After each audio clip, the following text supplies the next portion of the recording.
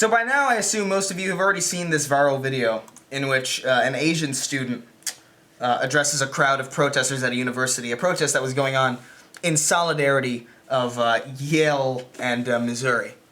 And so this Asian student goes up and she starts talking about her experiences with racism, being somebody who actually came to this country, not like, she's not just an Asian woman, she came here from Asia. You know, she's talking about her experience with racism and how people are like, oh, go back to your country, oh, I don't date Asians, and like little things like that. And she gives an anecdotal story about a time where she was crossing the street and a car with a black individual or black individuals drove by and yelled at her, go back to your country. And in the same story, she talks about a white woman who walked over to them and said, are you guys okay? Are you guys okay? Kind of giving an anecdotal story about how black people can be racist, and not all white people are racist. It just doesn't, there's no generalization that you can make like that happens to be true, and that was the message of what she said. And for saying that, well, look at the video. Rushed through us, driven by an African American shouting that, go back to your home, like, go back from where you are from. A white lady just parked right by us and say, are you okay? Are you hurt of anything? We're not hurt, it's just shocked. The point I'm making here is that we should not distinguish people by their race or gender or anything. Black people can be racist. White people, sorry. Oh no. You see that? People start going up to her. They're like, excuse me, honey. We're not supposed to talk bad about black people. We're only supposed to disparage white people here. And then she goes on to say this. I just mean that we have to look people individually. We should see people as individuals. That's like a Martin Luther King statement right there. And what happens? Okay. I want to bring it back to what Jincy said. She gets pulled aside. She gets silenced. Yo, we're getting derailed. All right, you're losing sight of the movement. All right, I understand your sentiments. Okay, like we all have our journeys and we can all hurt people. Like we get it. Like, We get it. We get it. No, you don't get it. Nothing she said was wrong. Black people can be racist in the same way that white people can be racist and they might not be racist. Hispanics can and can't be racist. There's no skin color that makes you racist. Thinking that is racist. I'm not gonna lie, man. This stuff really infuriates me because there's nothing she said was wrong, and she got silenced by a bunch of people, by the way, who were infinitely more privileged than she was. She came to this country and got into a big university. What did you do? Everybody there's like probably a trust fund kid, and they're talking about how they're oppressed and how racism. Black people can't be racist. That's prejudice plus power. Racism is prejudice plus power. Sorry. I just mean that we have to look people individually. So since black people aren't in power, black people can't be racist. I defy you to prove that.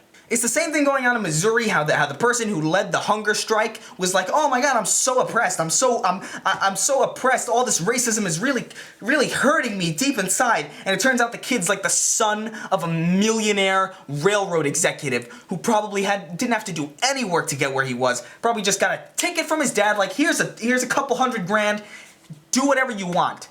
The same thing with Jonathan McIntosh and Anita Sarkeesian. Jonathan McIntosh complaining about the lack of Wi-Fi on his fucking private island. It's always the people who have never had to fight for anything. It's always the people who have never had to scrape by on a shitty fucking minimum wage paycheck who are all about this victim mentality. Brianna Wu making her game, oh my god, I can't believe I've come so far with just a measly $200,000 grant from my parents.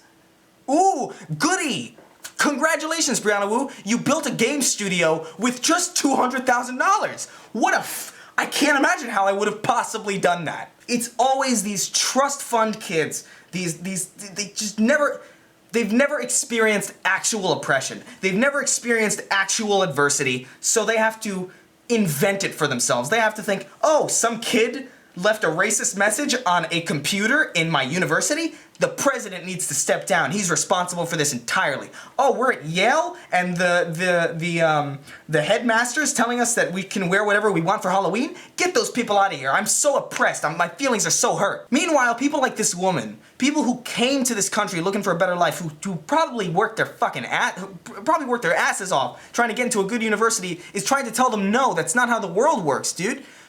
People are individuals, and we need to treat people like that. We need to look at how, judge people based on the content of their character and not the color of their skin. And everybody else just says, no, go home, get out of here, you're not allowed to talk. We get it. We get it. But what pisses me off more than all this is that just nobody cares. This is just how society is just going now. This is just the norm now. Everybody just expects this. And the thing that sucks too is like, these trust fund kids, these kids who grew up with like thousands of dollars with fucking ponies and shit, they're the ones who are gonna get the good jobs because they can buy their way into them. And people like me and you, people like us who work minimum wage, maybe don't work at all, maybe we can't work, right? Maybe we don't have jobs, maybe we're scraping by on fucking YouTube income, right? We're not gonna be up there, we're not gonna be able to make changes because we don't have that privilege. That actual privilege. I may be white as fuck. My skin is white as fucking snow, dude. But I'm Hispanic. I'm Puerto Rican. And I say Puerto even though it's Puerto Rico. But dude, I'm not like swimming in money, man. And what's gonna happen, right? These kids, these trust fund kids are gonna go up, they're gonna get the jobs, the highest jobs, because they're gonna have the money to do it. And then when they make their hires, they're gonna look for people who, it doesn't matter what your qualifications are, they're just gonna look for people who agree with you. And if you don't agree with you, if you've ever said something on social media, if you've ever had an opinion that anybody else disagrees with, you're not getting that job that you're super qualified for because you know what? Maybe you're white, right? Maybe you're white. Maybe you have enough opportunity. Maybe you're a man. Fuck you, dude. You're a man, you got a penis? Fuck you. Go home. Go home and go to bed, dude. That's all you're good for. Just sleep through society because we're tired of you. And what's even more frustrating is that these guys are making buco bucks, man, in just Patreon donations. They're upper class, dude. They're upper class, and they're getting donations, man. I can't. But if there's anything that this video taught me, right, it's that minorities are more important unless those minorities are less privileged than upper class minorities. And if that's the case, then you know what, shut them up because they don't count, they're not allowed to speak no matter how valid and factual their opinions are. So with that in mind, I guess I'll close it out with a nice little song. You guys like songs, right?